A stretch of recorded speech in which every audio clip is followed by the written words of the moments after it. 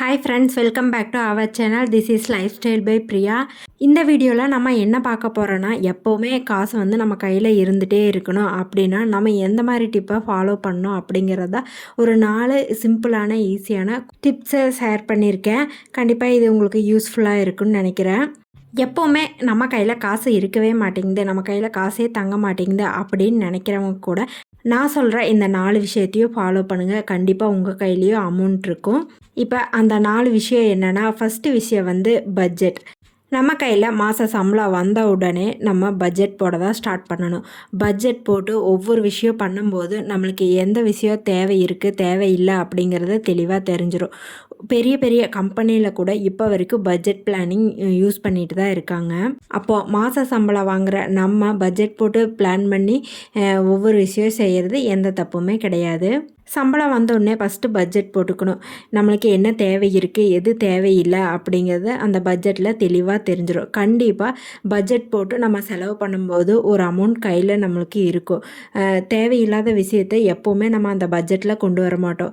வீட்டுக்கு என்ன தேவை, நமக்கு என்ன தேவை அப்படிங்கிறது மட்டும்தான் இந்த பட்ஜெட்குள்ளே வரும். இதே அனாவசியமான எந்த தேவைகளுமே பட்ஜெட்டில் வராது. வீட்டுக்கு என்ன தேவை, நம்மளுக்கு என்ன செலவு இருக்குது, நம்மளுக்கு என்ன இஎம்ஐ இருக்குது, அது மட்டும்தான் பட்ஜெட்டில் வரும். அப்படி இருக்கும்போது கண்டிப்பாக ஒரு அமௌண்ட் நம்மளுக்கு மிச்சமாகும். சேல்ரி வந்தோடனே எல்லா சேல்ரியுமே நம்மளுக்கு செலவாகும் அப்படின்னு எப்போவுமே சொல்லவே முடியாது. கண்டிப்பாக ஒரு 1000 ரூபாயாவது நம்ம கையில் மிச்சம் இருக்கும். அந்த மாதிரி பார்க்கும்போது பட்ஜெட் போட்டு நம்ம செலவு பண்ணுறதுல எந்தவித தப்பும் கிடையாது. நம்மளுக்கு அமௌண்ட் எப்போ கையில் இருந்துகிட்டே இருக்கும். மாதத்தில் ஒரு 1000 ரூபாயாவது நம்ம கையில் இருக்கும். இப்படி பண்ணும்போது நம்ம கையில் காசு இல்லைன்னு சொல்லவே முடியாது. ஒரு மாதம் பட்ஜெட் போட்டிங்கன்னா அடுத்தது நீங்களே ஒவ்வொரு மாதம் பட்ஜெட் போட ஸ்டார்ட் பண்ணிடுவீங்க. எந்த செலவையெல்லாம் கம்மி பண்ணிவிட்டு நம்ம கையில் காசு இருக்க மாதிரி நம்ம பார்த்துக்கலாம் அப்படின்னு தான் நீங்கள் யோசிப்பீங்க. இப்படி பிளான் பண்ணும்போது உங்கள் கையில் எப்போவுமே காசு இருக்கும். செகண்ட் டிப் என்னென்னா, சேவிங்ஸ் தான். கண்டிப்பாக நம்ம எல்லாருமே ஏதோ ஒரு அமௌண்ட்டை சேவ் பண்ணிகிட்ருப்போம். அது ₹1 இருந்தால் கூட ஓகே தான். ஏன்னா நம்ம கையில் எந்த காசுமே இல்லை அப்படிங்கிற பட்சத்தில் ₹1 இருந்தால் கூட நம்ம ஹாப்பின்னு தான் நினைப்போம். அப்படி டெய்லி ₹50, ₹20, ₹10 இருந்து கூட நம்ம சேவ் பண்ண முடியும். அதான் உண்டியல். உண்டியலில் ஒரு ₹10, ₹1 சில்லற காசு எல்லா அமௌண்ட்டையும் நம்ம சேவ் பண்ணி வைக்க முடியும். டெய்லி நம்ம கையில் என்ன அமௌண்ட் கிடைக்குதோ அதை நம்ம உண்டியலில் போட்டு வச்சுக்கலாம். அப்படி பார்க்கும்போது நம்ம கையில் ஒரு அமௌண்ட் இருந்துகிட்டே தான் இருக்கும். எப்போவுமே இல்லைன்னு சொல்லவே முடியாது.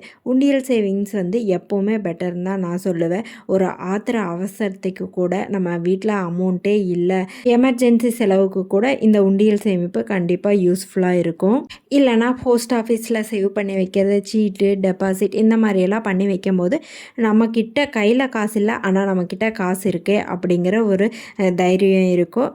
நம்மளுக்கு வேணுங்கிறப்போ அந்த அமௌண்ட்டையும் எடுத்து சேவ் பண்ணிக்கலாம்.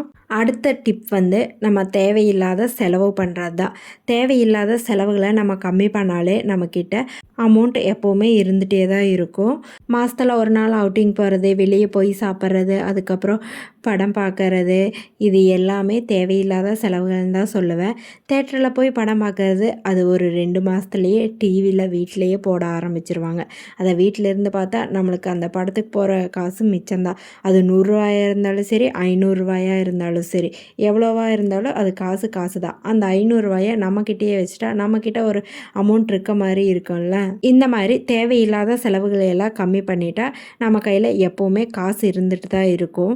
தேவையில்லாததுக்கு ஆசைப்பட்டு நம்ம அதில் போய் இன்வெஸ்ட் பண்ணுறனாலையோ இல்லை அந்த பொருளை வாங்குறனாலையோ நமக்கு தான் காசு வீணாக போகுது.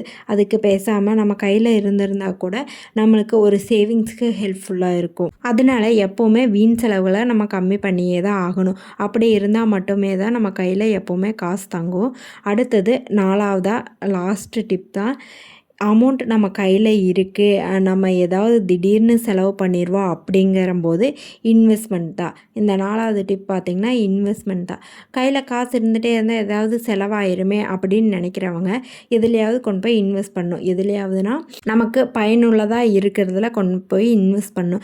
இப்போ எக்ஸாம்பிளுக்கு நான் கோல்டு சொல்கிறேன். கோல்டு எப்போவுமே பெஸ்ட்டுன்னு தான் சொல்லுவேன். கோல்டு வாங்கி போகிறதுனால எந்த ஒரு தப்புமே வந்துடாது. கோல்டு நம்மளுக்கு கடைசியாக கைவிடாது, எப்போவுமே ஹெல்ப்ஃபுல்லாக இருக்கும். ஒரு கஷ்டம் வந்தால் கூட நம்மக்கிட்ட கோல்டு இருக்குது அப்படிங்கிற நம்மக்கிட்ட ஒரு தைரியம் இருக்கும். கோல்டு வாங்கிட்டோன்னா எப்போ வேணாலும் அதை பணமாக மாற்றி கூட நம்ம யூஸ் பண்ணிக்கலாம்.